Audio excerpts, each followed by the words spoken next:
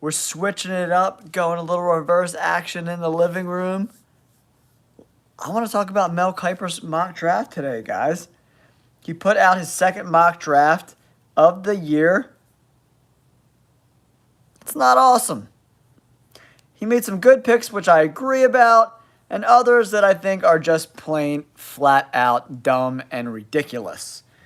But that's kind of how this draft process goes, right, guys? Some stuff is you agree with, the other stuff you think people are crazy, and then we're all wrong on draft day, and the Falcons take Michael Penix Jr. when they have Kirk Cousins.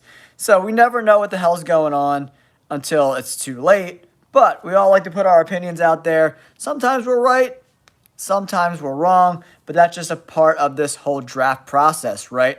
So we're going to kick off today's video talking about Mel Kiper's number 2 mock draft, right? So, number 1 in Mel Kiper's mock draft 2025, he's got Abdul Carter going to the Tennessee Titans. Honestly, I didn't really see that coming at all whatsoever, but maybe they go there. But to me, the Titans, the last thing I think the Titans are going to do is take Abdul Carter. For me, I think it's a quarterback or a trade back. I think they could go Abdul Carter maybe if they're picking at 3 or 4, something like that. But NFL fans, I don't love the number 1 pick for Abdul Carter for the Titans. It's definitely not my favorite pick. They keep talking about a generational talent. They were just talking about Travis Hunter today being capable of playing both sides of the ball. For me, and why aren't they taking a quarterback? Because Will Levis is not very good. Their defense is already pretty sound. They had a pretty good year last year, their defense, right? The Titans' defense was pretty good. So, drafting Abdul Carter just makes no sense to me. I think Mel Kiper missed really, really big with that first pick with Abdul Carter going to the Titans at number 1. Next up, Cleveland Browns, Cam Ward. I like this pick for the Browns, right? They need a quarterback. And Cam Ward definitely has that toughness and the moxie that makes a lot of sense, right? I like Cam Ward to the Browns too because it's been known that Deion Sanders and Shedeur Sanders don't want to go play in Cleveland. That makes a ton of sense to me. He had 39 touchdown passes this year. Super creative guy. He's got throws from all different arm angles. I like Cam Ward. He's my number 1 guy on the board. Mel Kiper has him going number 2 to the Cleveland Browns, guys. So we have Abdul Carter number 1 to the Titans, which I don't necessarily agree with. Number 2, we have Cam Ward to the Cleveland Browns. Next up, another pick where I think he missed bad is the New York Giants taking Travis Hunter at number 3. What's up, COD fan? What's going on? Welcome to the live stream, buddy. We're talking Mel Kiper, ESPN analyst. He put out his new mock draft today. We're going to go through all of the picks. So, Travis Hunter, wide receiver, cornerback, going to the Giants at 3. I don't agree with that at all whatsoever. There's no way that the Giants are passing up on Shedeur Sanders. There's no way on God's green earth that the Giants are going to be going into next season without a quarterback. And that is going to be Shedeur Sanders. If they go out and they trade for a guy like Matt Stafford or Sam Darnold, sure, maybe they take Travis Hunter. But that makes no sense to me at all whatsoever, especially the way the rosters are lined up right now. Could they be in play to get Matt Stafford or Sam Darnold? Possibly. But Travis Hunter right now going to the Giants without a quarterback on their roster that is any good at all whatsoever makes legitimately 0 sense to me in every stretch of the imagination. I hate that pick. Mel Kiper, not great so far. All right, next up on the board is the Patriots at number 4. Mel Kiper has Will Campbell, the offensive tackle from LSU, going to the Patriots. I love that pick there. the Patriots need to protect Drake May, right? Drake May is their franchise quarterback. But Will Campbell, super, super talented guy. The Patriots were 31st in pass block win rate last year. They need an offensive lineman terribly.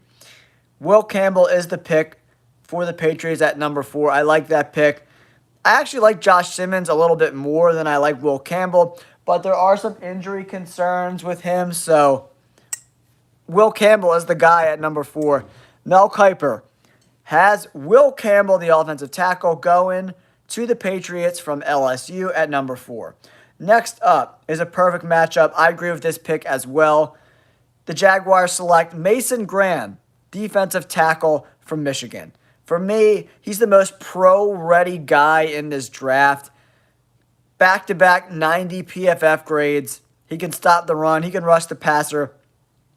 He's just a true dominant force. What's up, Ranger? What's up, Ishmael? What's up, Patrick? Welcome to the live stream. Today we're going over Mel Kiper on ESPN Plus. Just released his full mock draft 2.0. Mason Graham, the D tackle from Michigan, goes to the Jaguars at number 5. They hired offensive-minded Liam Cohen to be their coach there, so we'll have to see how that situation plays out. Maybe he goes for a weapon like Ted McMillan here, but Mason Graham, the D tackle, makes a lot of sense to me.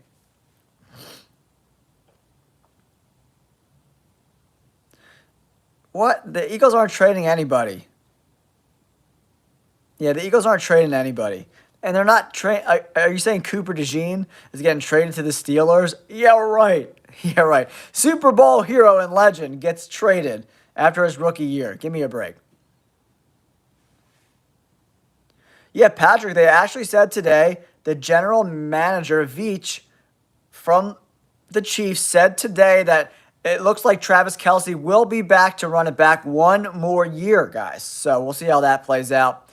I think he's a little cooked. A little long in the tooth is Travis Kelce, guys, but we'll see what happens. All right, Mel Kiper at number 6 has Ashton Jeanty, the running back from Boise State, going to the Raiders. Another spot with Shedeur Sanders on the board here. There's no way these quarterback-desperate teams like the Raiders and the Giants both pass on Shedeur Sanders. I don't know what Mel Kiper is smoking, but I would like some of that because he is completely wrong about Shedeur Sanders. He's not going out of the top 10 in my opinion at all whatsoever. He has Jeanty going to the Raiders at number 6. Justin Fields, maybe he gets signed by the Raiders, but in my opinion, Justin Fields is not very good. Yeah, Patrick, I agree with you. I don't expect Josh Sweat to be back with the Philadelphia Eagles. He's going to cost a lot of money. All right, guys, there's the top 6 picks. Kiper's got Abdul Carter to the Titans, Ward to the Browns, Hunter to the Giants, Campbell to the Pats, Mason Graham to the Jags, and Ashton Jeanty to the Raiders. Next up, we got Shedeur Sanders to the Jets, finally at number 7. I don't know, man.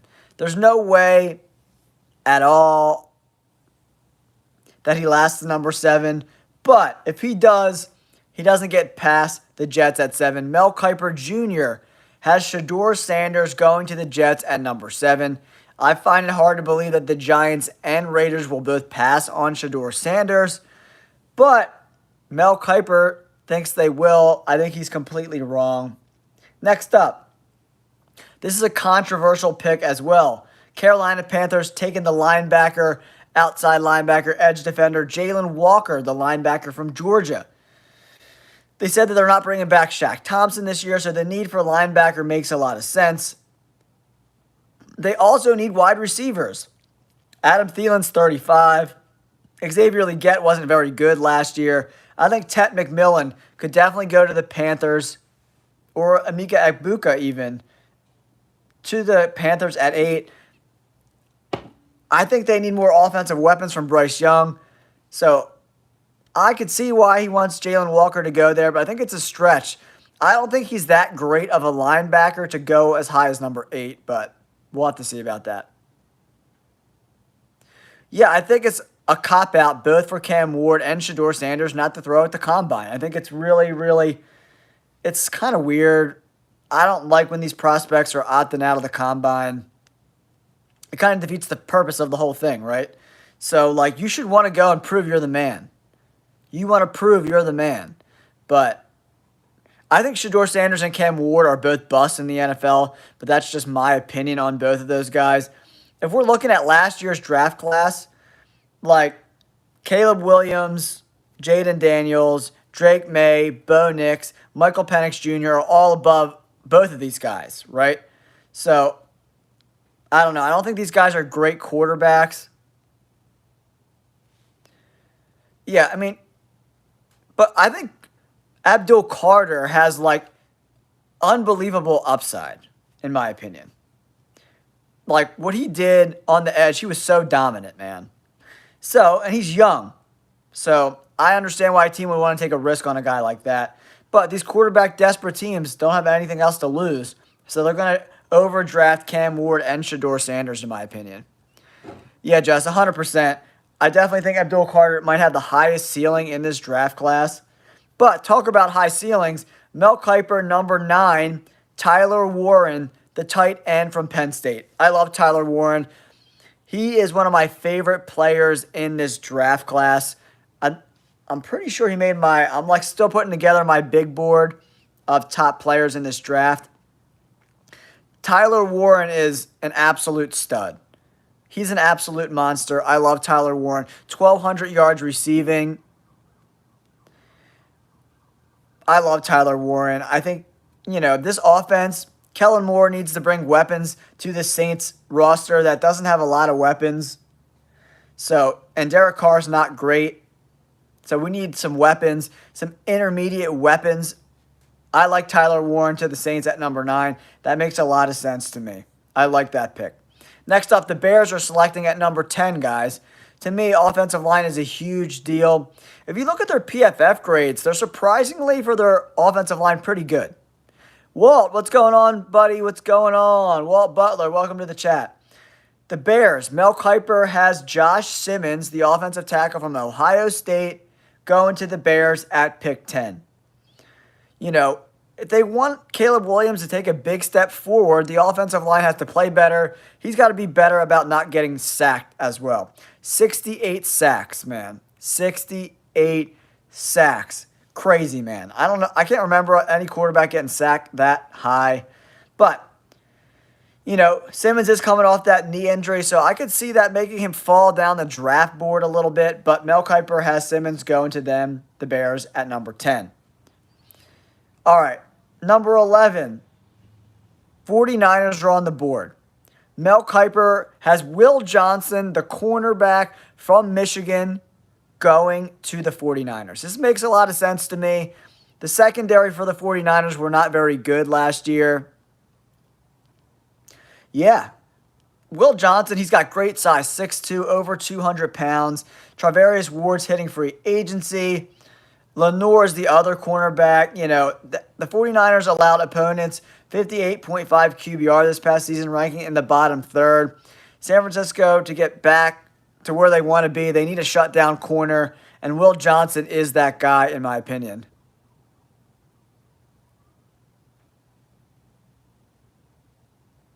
For what team? Kavai Jones. Sorry, man, if I butchered your name. I appreciate you tuning into the channel. I like Caleb Johnson, man. I think Caleb Johnson is a stud. What team do you think he should go to, man? Let me know in the comments. Eagles? Yeah. The Eagles aren't going to waste a first-round pick, the number 32 pick, on a running back. They got too many holes to fill, especially if guys like Milton Williams and Josh Sweat walk. But late second round, maybe third round, if he's still available, maybe a trade-up situation, that could happen. All right, next up, the Cowboys. Mel Kiper has Omarion Hampton, the running back from North Carolina, going to the Cowboys.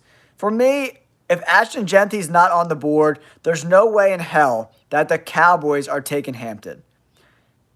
There's no way. Yeah, there's no way in the first round that Amarion Hampton is going to the Cowboys at pick 12. He's a good running back, don't get me wrong. But, come on. He's not worth the 12th pick. There's not two running backs going in the top 12. They're not that kind of guys.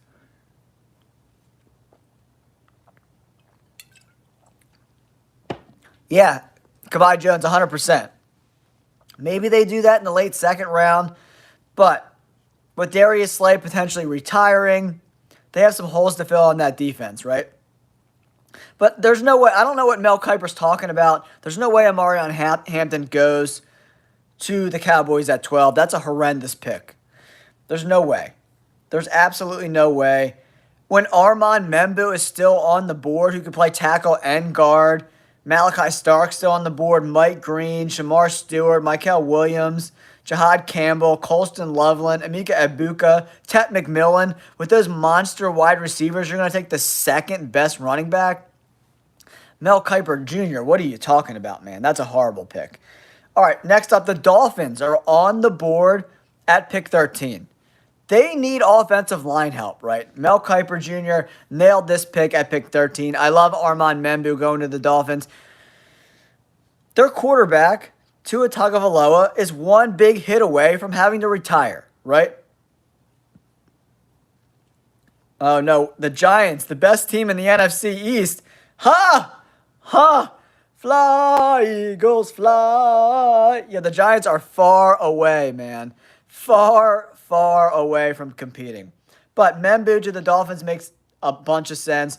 The Dolphins were ranked 28th in pass blocking win rate, 55.7%. That's awful. Dolphins need to go offensive line, for sure. All right, next up, the Colts are on the board at pick 14. Malachi Starks, the safety from Georgia. Mel Kiper has him going to the Colts. I don't hate this pick. I think it's a good fit. They need a ball hawk / general on the defense. And Malachi Starks can play safety, and he can also play in the slot, right? He was really, really good this year in the slot. 6 interceptions. You know, he's going to be an impact player. But Anthony Richardson, I think he's going to be on the chopping block sooner rather than later if he doesn't get a little more competitive with his passes, right? But Tet McMillan and Emeka Egbuka are both on the board at 14. Do they pick a safety when you got 2 premium wide receivers on the board there? I don't know about that. And then Atlanta Falcons, they were like the worst pass rush in the NFL last year. They were an embarrassment. 31st in sacks with only 31 sacks. Falcons fans, what a disaster. That's crazy. That's less than 2 sacks a game. 13th in pressure rate. 27th in pass rush win rate. They're awful. The Falcons are straight up horrible at stopping other teams from doing whatever they want on offense, right? So that's why they got to go out and make a big splash on the edge. Mel Kiper has Mike Green, the outside linebacker, edge defender, going to the Falcons at 15. I like that pick. Matt Miller, you look healthier for some reason? Because I shaved my beard off. I shaved the beard off, Matt. But yeah, Mel Kiper has Mike Green going to the Falcons at 15. Next up, Arizona Cardinals are on the board. He has Shamar Stewart, the DN from Texas A&M, going to the Arizona Cardinals at 16. All right, so the Cardinals are picking early in this draft, pick 16. Shamar Stewart wasn't very productive in college, man. He doesn't have those big-time numbers. I like Mykel Williams a little bit better, and Mykel Williams was more productive, and he played hurt last year. I don't know. I don't know if they go Shamar Stewart. He was not productive enough for me. Like, we've seen tons of teams make mistakes over the years drafting toolsy edge defenders who they thought could develop at the next level that never do. There's been so many sad stories. If I'm the Cardinals, I'm going offensive line and protecting Kyler Murray. All right, next up, Cincinnati Bengals are on the board at pick 17. If you watched any of the NFL at all this year, you know the Bengals defense was an absolute abomination, right? They were so unbelievably bad. They could go corner, They could go outside linebacker. They could go edge. Michael Williams makes a lot of sense there. Michael Williams has got a lot to prove this week at the combine. So, yeah, he had that ankle injury, so he just had 5 sacks over 12 games, but that's still more than Shamar Stewart. So I don't understand that pick for the Cardinals. Cincinnati was ranked 25th in the NFL, guys, in sacks. And that's with Trey Hendrickson having 17 and a half. If you take his numbers out, they're dead last, right? So that's crazy.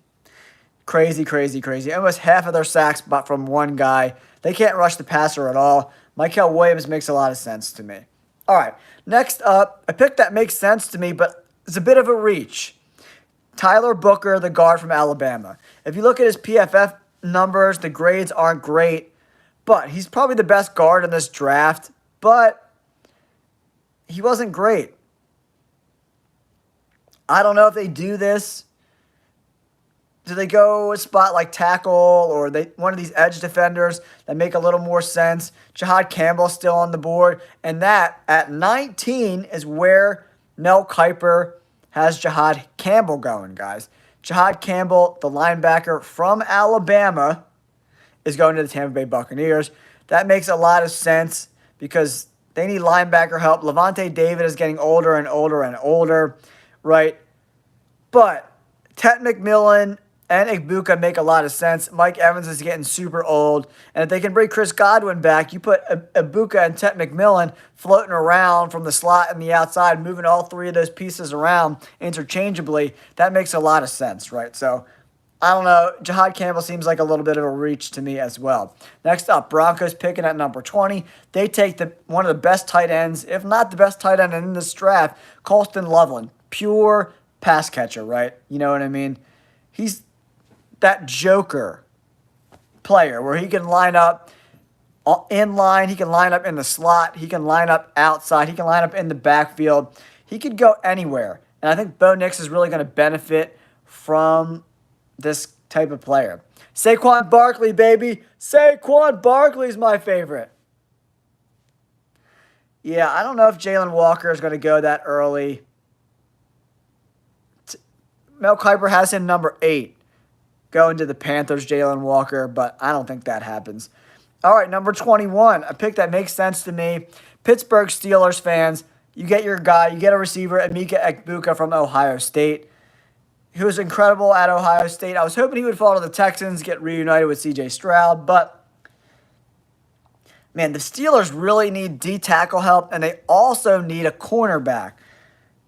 There's some good ones on the board, but Emeka Egbuka makes a lot of sense, especially because I don't know what's going on with George Pickens. Is he going to play? Is he not going to play? I don't know what's up. But guys, if you're new to the channel, my name's Jay, host of the Jay All Day Sports Show. If you're new to the channel, please consider hitting that like button and subscribing to the channel, guys. Emeka Egbuka, the wide receiver from Ohio State, goes to the Steelers at 21. Chargers are on the board, and somehow, go Birds! Go Birds! Let's go! Chargers up on the board, number 22. Mel Kiper has Ted McMillan going to the Chargers at 22. I find it hard to believe that Ted McMillan lasts this long in this draft. I don't see it, but who knows? But if the Chargers see Ted McMillan on the board, they're going to run up to the podium, take Ted McMillan. Next up, Green Bay Packers are on the board. He has Ezariah H. Thomas, the cornerback from Florida State, going to the Packers. Thomas was getting some notice after the Senior Bowl, and he's probably going to get some more notice at the Combine, and his draft stock can continue to increase. He's got the speed, he's got the length, he's got really good traits. He broke up 17 passes over the last 2 seasons. That's nothing to sneeze at. It's pretty impressive stuff. Jair Alexander is always hurt, so bringing another quarterback in, fills a big hole on that roster. Next up, Minnesota Vikings, guys, number 24 overall. Gray Zabel, the guard/center.